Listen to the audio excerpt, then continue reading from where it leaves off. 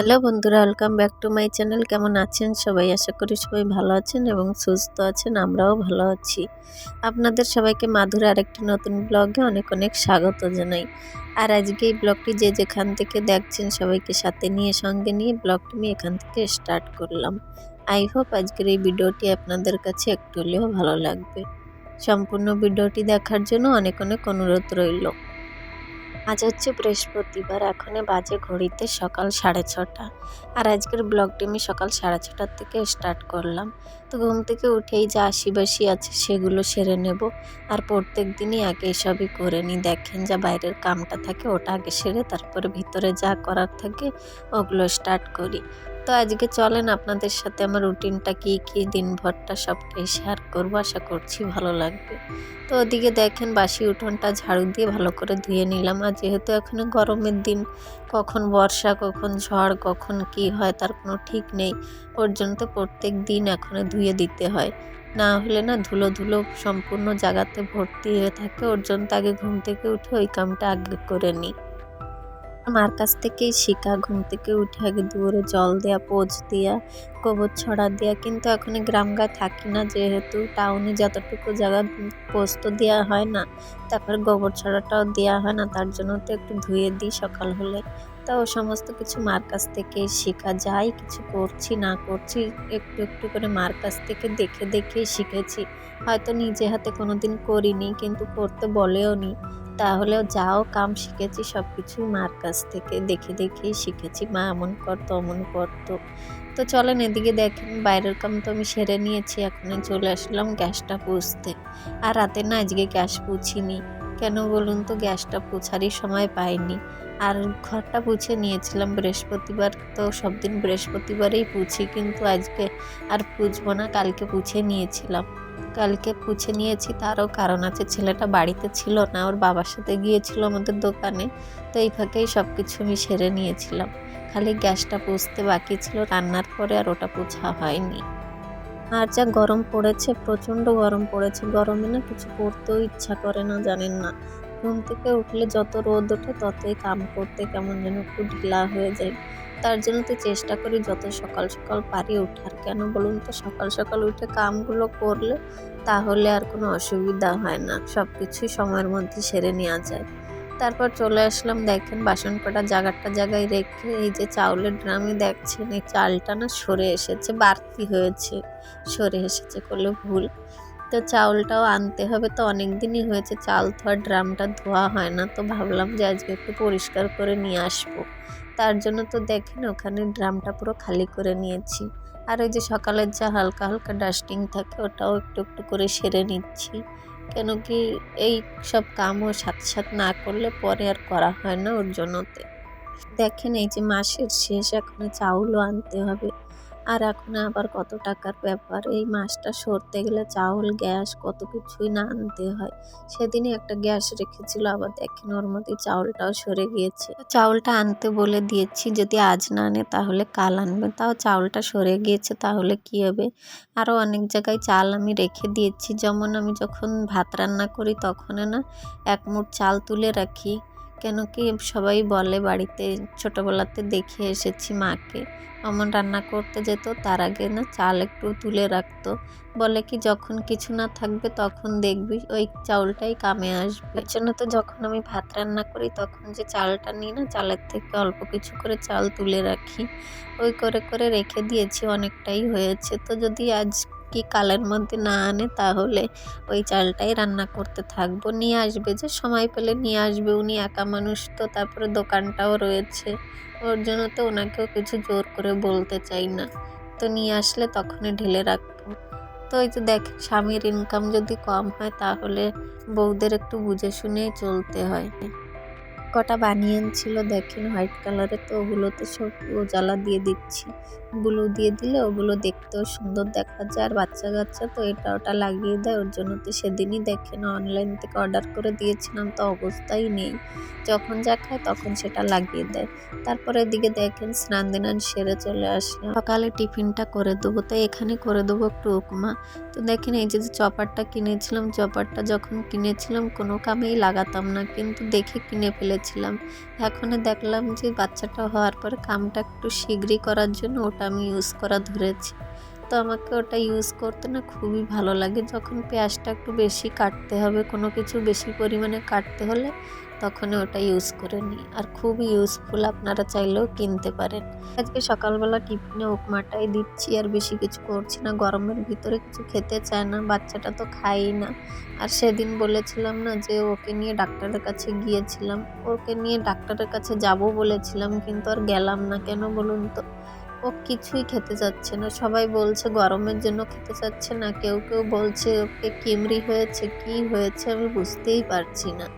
তো আবার ভাবছি যে গরমের দিন কটা যেতে দেবো কি না, ওটা ভেবে আর কত রকম যে ভাবছি। আবার ওষুধ দিলে, কিছু মেডিসিন দিলে খাবে কি না, আবার ওটা খেতে খেতে মেডিসিনের দ্বারাই তারপরে খেতে থাকবে। ওর জন্য তো ভাবছি যে কি করব, কিছুই মাথায় আসছে না। মাঝে মাঝে ওকে এটা ওটা ওর বাবা এনে দেয়, ফল, হরলিক্স, ও যা খেতে পছন্দ করে ওই সবই খেতে চায়, কিন্তু ভাতই খাচ্ছে না। এই যে এই বয়সে ছেলেটা যদি ভাতই না খাবে তো আর কবে খাবে বলুন? কিছুই প্রোটিন জিনিস কিছুই মুখে তুলছে না। ঘরে যে স্যারলাক্সটা তৈরি করি হোমমেড, ওটাও কিছু খাচ্ছে না। তো কি করে যে কি করব, ওর জন্য তো ভেবেছিলাম যাব, কিন্তু আর হলো না। আর একটা কথা বন্ধুরা, আমি যে এই যে সকালে ভিডিও দিই বা বিকালে ভিডিও দিই, আপনারা কোন টাইমে ভিডিও দিলে দেখতে ভালো লাগবে আপনাদের কাছে প্লিজ বলবেন আমাকে। সকালে চাইলে সকালে দেবো, বিকালে চাইলে বিকালে দেবো। ২ টাইমেও এখন একটু টাইম বের করতে পারছি, ওর জন্য তো বলছি, কমেন্ট করে বলবেন। খাওয়া দাওয়াটা কমপ্লিট করে দেখেন এখানে চলে এসেছি। ছেলেটার এত জামা কাপড় হয়েছে, ছোটোর থেকে এত পর্যন্ত ২ বারই রেখেছি ওর জামা কাপড়, আর এখনও রাখা হয়নি। যে সমস্ত ছোট হয়ে গিয়েছে বা শীতের যে জামা কাপড়গুলো, ওগুলো তো আর এখনো পরা সম্ভব না, ওর জন্য তো সব তুলে রাখছি। আর যেগুলো এখনো পরবে ওগুলো সব ছেটে ছেটে রেখে দিচ্ছি। আর আজকের এই ভিডিওতে যদি কোনো অংশ আপনাদের কাছে ভালো লেগে থাকে তাহলে প্লিজ আমার চ্যানেলটাকে সাবস্ক্রাইব করে দিয়ে আমার পাশে থাকবেন।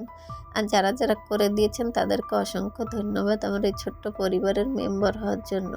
আর চাইলে ভিডিওটাকে একটা লাইক কমেন্ট করে অবশ্যই জানাবেন। আপনাদের একটা লাইক কমেন্ট আমাকে ভিডিও বানাতে আর একটু মোটিভেট করে। তো চলেন, এখানে দেখেন এই যে এই কটা জামা কাপড় রাখছি, আর ওই উপরে ২ খাট দেখছেন, ওই দুটোকে পুরো আলাদা করে ওর বাবারটা উপরে রেখেছি আর ওটা নিচের থেকেই রেখে দিচ্ছি। তারপর এখানে দেখেন আমি এখানে কাম করছি, আর আমার ছেলেটা কি অবস্থা, আমি গুছিয়ে রাখছি, ও খালি উলটপালট করে সমস্ত কিছু ছড়িয়ে ছিটিয়ে রাখছে, আর এমন করলেই দিনটা ভর করতে থাকে। কি বা করব বলুন, বাচ্চা কাচ্চা নিয়ে একা সংসার হতেই থাকে, আর কিছু করতেও পারি না। তা ওই আর কি, ও করতে থাকে, এদিকে আমি গোছাতে থাকি।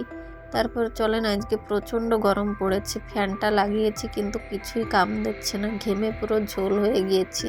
তো এই যে ব্যাগটা দেখছেন, এটার মধ্যে ভর্তি করে রেখে দিচ্ছি, যা সব না পড়ছে ওগুলো, যা ছোট হয়ে গিয়েছে ওগুলো সব রেখে দিচ্ছি, শীতেরগুলো রেখে দিচ্ছি, ওগুলো তো আর কোনো কামেই লাগবে না। আর 1 বছর আস্তে আস্তে সবই ছোট হয়ে যাবে। তো কাউকে দেবো না ভাবছি, রেখে দেবো। ওর বাবা বলেছে ওটা কিছুই দেবে না, ও বড় হলে দেখবে ও কী কী পড়েছিল না পড়েছিল, ওর সমস্ত কিছু গুছিয়ে রাখতে বলেছে, খেলারটা বলুন আর যাই বলুন। চলেন, এই যে দেখেন এই সমস্ত জায়গায় রেখে দিয়েছি, ওরটাও গুছিয়ে নিয়েছি। তো এই যে দেখেন উপরের ২ খাদ্যে ওর বাবারটা রেখেছি আর নিচেরটায় ওরটা রেখেছি, আর যেগুলো বাড়তি হয়েছিল সেগুলো ব্যাগে ভর্তি করে রেখে দিয়েছি। তারপর চলে আসলাম দেখেন এই যে বেডটা গোছাতে। আর দেখবেন সমস্ত কাম করবেন, কিন্তু বেডটা যদি অগোছালো থাকে মনে হয় কিছুই হয়নি কামের।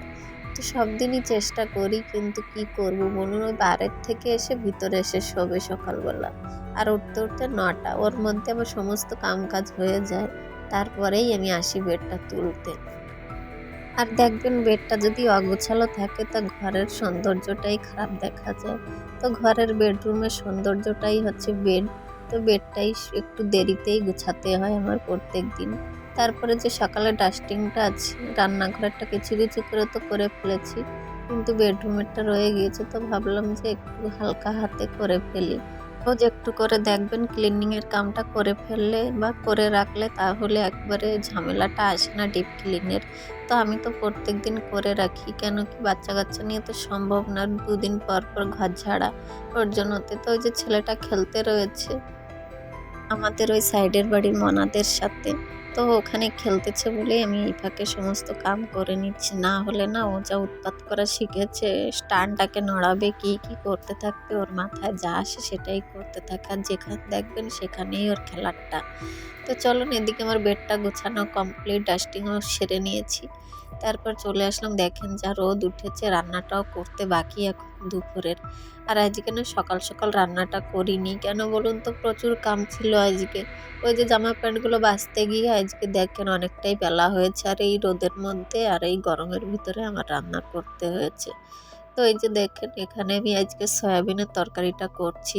ফার্স্টে তেলের মধ্যে একটু জিরে দিয়ে দিলাম, পেঁয়াজ আলুটা ভেজে নিয়ে যা মশলা করেছিলাম আদা রসুন টমেটো এদিকে জিরা দিয়ে যে পেস্টটা করেছিলাম ওটা ভালো করে ভেজে, দেখেন এই সয়াবিনটা আগে থেকে সিদ্ধ করে রেখেছিলাম ওটা দিয়ে ভালো করে ভেজে নিচ্ছি। ভাজাটা হয়ে আসলে তারপরে জল দিয়ে ভালো করে দেখেন একটু ফুটার পরে একটু গরম মশলা দিয়ে নামিয়ে দেবো। তো চলেন, এদিকে আমার রান্না বান্নাও কমপ্লিট। দুপুরের রান্নাটা এই ছিল, আর একটু বেগুন ভাজা করব তাই ভাবছি। তো তরকারিটা রান্না করে রেখেছি, এখন খালি বেগুনটা ভাজলে আমার রান্নাটা কমপ্লিট হয়ে যায়। আমাদের বাড়িতে সব বাজারেই বেগুনটা আনা হয় ছেলেটার জন্য, ও বেগুন ভাজা খেতে ভালোবাসে, কিন্তু এখন এই জবর থেকে ভাত খাওয়াটা বন্ধ করে দিয়েছে, কিছুই খেতে যাচ্ছে না। বেগুন ভাজা দিলেও থুতু দিয়ে ফেলে দিচ্ছে। তো চলেন, এদিকে বেগুন ভাজাটাও কমপ্লিট, আর বেশি বড় করলাম না। ব্লগটি কেমন লেগেছে বলবেন, এই গরমের ভিতরে আর বেশি বড়ও করতে পারলাম না। আশা করছি ভালো লেগেছে, যদি ভালো লেগে থাকে অবশ্যই পাশে থাকবেন।